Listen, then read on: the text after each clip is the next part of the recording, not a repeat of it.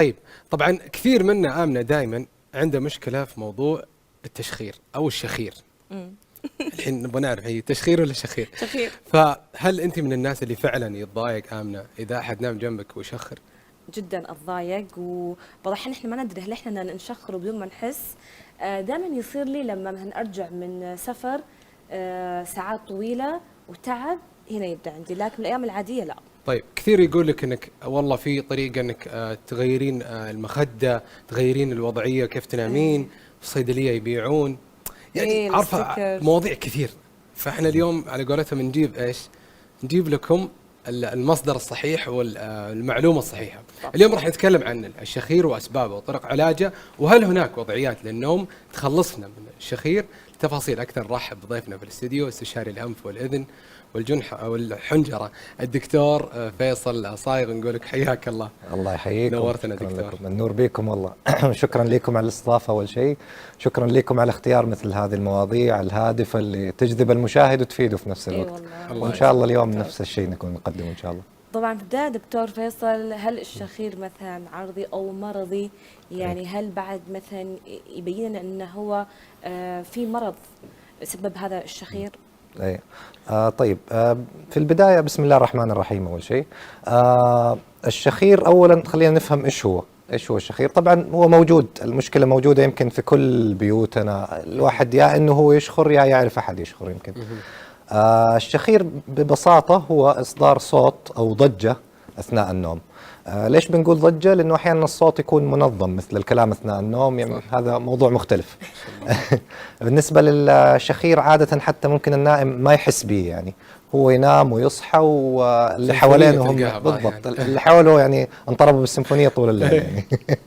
فهذا هو بشكل عام. طبعا سببه يعني يكون بسبب تضيق مجاري التنفس أثناء النوم أو انسدادها.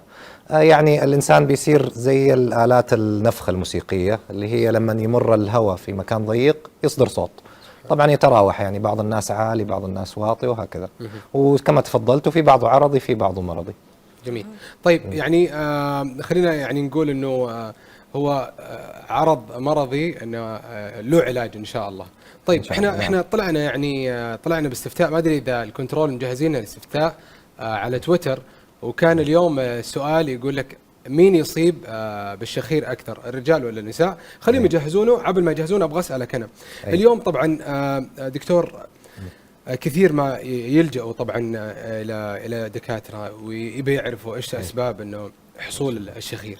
ايوه، فنبغى نعرف المعلومه الصحيحه. ايوه، طبعا بالنسبه لاسباب الشخير هي له اسباب عديده، كلها في النهايه يمكن تتمحور حوالين انه في تضيق في المجاري التنفسيه احيانا.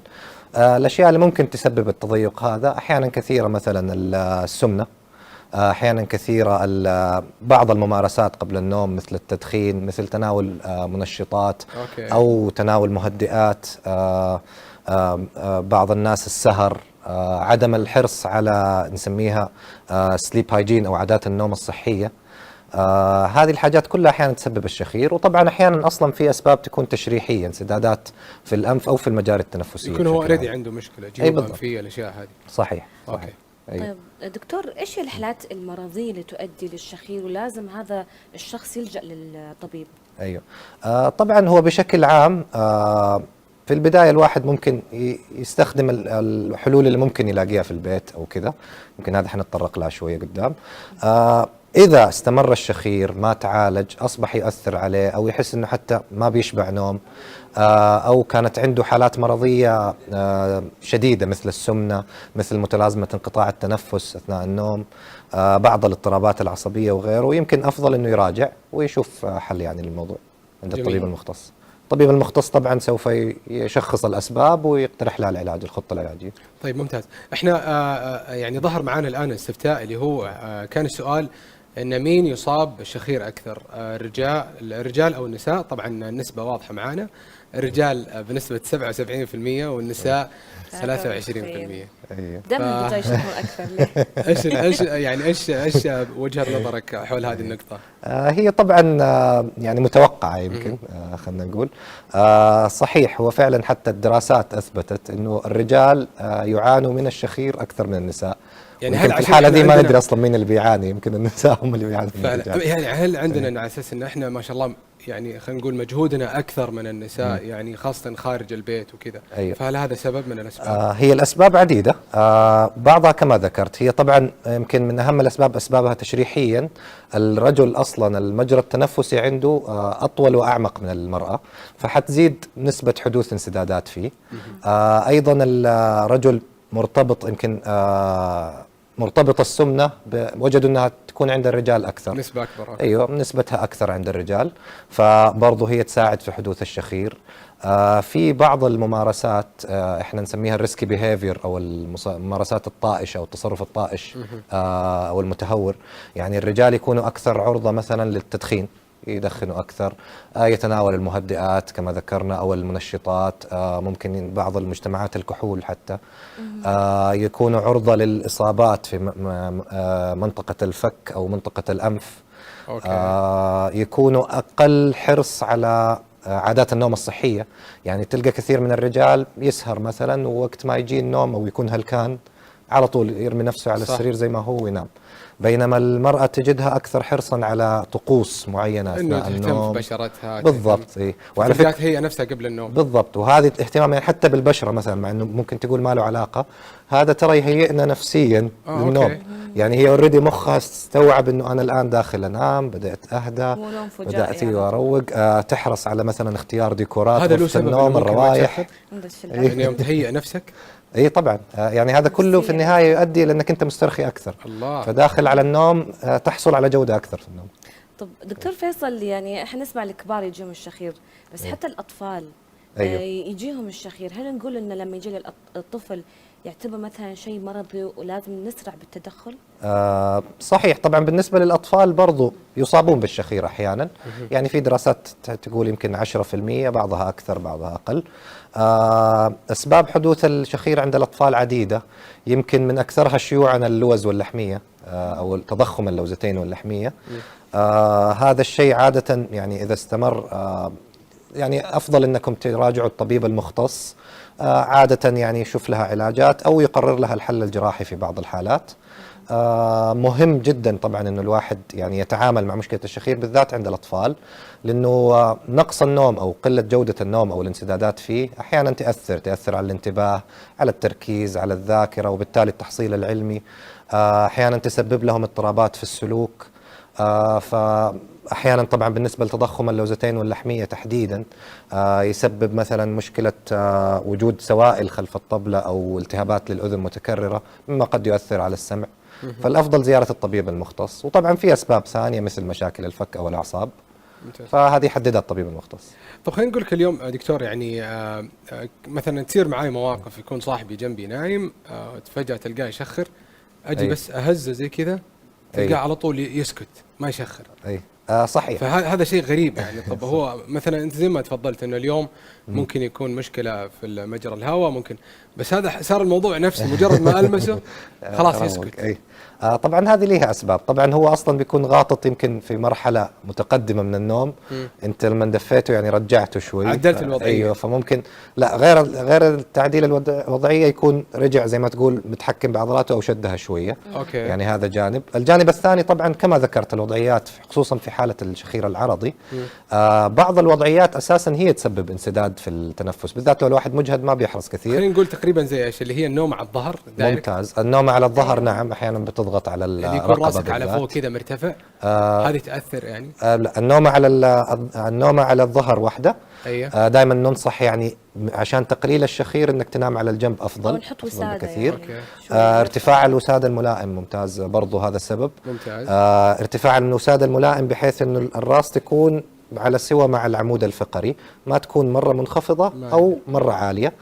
طبعا هذه من المشاكل اللي احيانا حتى المصابين بالسمنه بتزود حالتهم. صح. انه هم بسبب حجمهم مثلا زياده الوزن ما يقدر ينام على جنبه، فعلا. فمضطر ينام بوضعيه اصلا تزيد الشخير، او مثلا ما يقدر يلقى وسادات تكون ملائمه لحجمه او ابعاده، فبرضه هذا يسبب له تضيق فوق التضيق اللي هو فيه. اوكي. طب دكتور، انا دائما اشوف ان في لصقات يحطوا لي انها تخفف من الشخير، هل هذا صدق ولا؟ او في جهاز برضه ينباع في الصيدليه الان برضه دكتور، نفس ما قالت امنه، غير اللصقات، حطه في الخشم الان. صحيح، هي كلها يعني زي ما تقولوا حلول مساعدة. اوكي. تنفع في بعض الحالات حسب الحالة، حسب موضع الانسداد. يعني مثل هذه اللي انتم ذكرتوا عليها بتكون المشكلة في مقدمة الأنف، فتحة الأنف، فأحيانا فعلا تساعدهم بعض الناس. كذلك بعض الناس في زي المصححات لوضع الفك والأسنان الفم برضه يحطوها، أيوة، بحيث أنها تقدم الفك شوية واللسان، برضو تساعد حسب الحالة. طبعا بعض الناس تفيدهم على طول، بعض الناس ممكن لو راح للطبيب المختص ولقى حالته يعني فيها السبب الفلاني يوصف له أحد الأشياء هذه. طيب اللي اليوم ينام وفاتح فمه، هل هذا الشيء يساعد في التشخير؟ وكيف اقدر احل المشكله هذه؟ ايوه، ممتاز. طبعا هي فتحة الفم بشكل عام اثناء التنفس توحي بانه في غالبا انسداد في مجاري التنفس العلوية، تحديدا الانف. فانت منطقة مضطر انك الأنف. تفتح فمك. ايوه غالبا، يعني غالبا هذا اللي بيصير بسبب كذا الواحد فتح فمه. فاحيانا كثيرة تكون لها اسباب عرضية برضو، يعني احيانا يكون مجرد زكام او نزلة برد يعني شدة وتزول، احيانا تكون حساسيات وبرضه يصرف لها ادويه او مشاكل جيوب، واحيانا في بعض الحالات الطبيب ينصح بتدخل جراحي لازاله الانسداد. ايوه، متى هنا يعني يكون في تدخل جراحي دكتور؟ أيوة. ممتاز. طبعا بالنسبه للتدخل الجراحي هي حسب الحالات. يعني الحالات اللي ما استجابت اول شيء طبعا الواحد يحاول بنفسه، يحاول هو ممكن في البيت يعدل وضعيته، يبعد عن العادات الخاطئة زي ما قلنا، يمارس طقوس نوم كويسة تساعده على الاسترخاء، يخفف وزنه بنفسه مثلا، ممكن أيضا يعني يرخي نفسه بشكل عام، يحرص على ارتفاع الوسادة أو وضعيات النوم. ما نفعت أو استمرت أو هو لفترة مزمنة يعاني منها، ممكن يروح للطبيب. الطبيب ساعتها حيشخصه، قد يكون في تضيقات في المجاري التنفسية ونحلها بالعلاجات، قد يكون مثلا في مشاكل في الفك أو غيره يحلها طبيب الأسنان المختص، قد يكون مشاكل سمنة تحتاج تدخل من طبيب السمنة أو إشراف، قد تكون متلازمة انقطاع تنفس، وساعتها ممكن يصرف لبعض الناس جهاز ضخ الهواء الموجب أو السيباب، يساعدهم كثير وقت النوم. يعني طبعا هذا اللي أنا بقوله معناته أنه مو كل حالة تستدعي التدخل الجراحي، وبعض الحالات يعني سواء مثلا فشلت مثلا هذه الحلول أو أنه أصلا من البداية تكون مقرر لها تدخل جراحي. جميل. فبعضها نعم نعمل لها تدخل جراحي حسب مكان الانسداد بحيث يتم تصحيحه. جميل. يعني ما شاء الله دكتور، اليوم انت وضحت لنا نقاط كثيره. اليوم الدكتور وضح لنا ان الوقايه خير من العلاج. الواحد مجرد ما يكون مثلا عنده سمنه يحاول يتخلص من السمنه على اساس انه لا يتعرض لهذا الشيء، وفي نفس الوقت فكره انك انت تجي تنام لازم تهيئ نفسك قبل النوم على اساس انك لا تتعرض للتشخير او الشخير. طبعا